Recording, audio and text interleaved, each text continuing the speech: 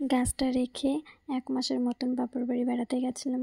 তোমাদের সঙ্গে আগের ভিডিওতে শেয়ার করেছি ছাদ পরিষ্কারে। তো বাড়ি এসে দেখি গাছগুলো এত বড় হয়ে গেছে। এখানে লক্ষ্মী জবা ফুল ফুটেছে। দেখো গোলাপ গাছগুলো আবার নতুন করে পাতা গজিয়েছে।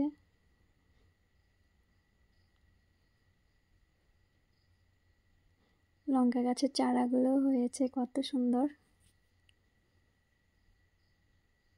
গোলাপ গাছগুলো কড়িও চলে এসেছে। অনেক দিন হয়ে গেছে বাড়ি ছিলাম না জানো।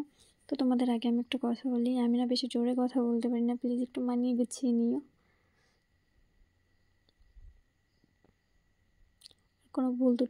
কোনো ভুল ত্রুটি থাকলে ক্ষমা করো।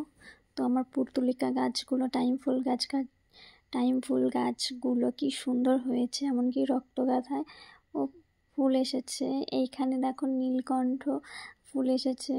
গাছটাও কত সুন্দর হয়েছে। গাছটাকে পুরো ছাটিয়ে দিয়েছিলাম, সব গাছগুলোকে কেটে কেটে ছাটিয়ে দিয়েছিলাম। সেই গাছগুলো আবার নতুন করে হয়েছে। তো দেখে তোমার মনটাই ভরে গেছে।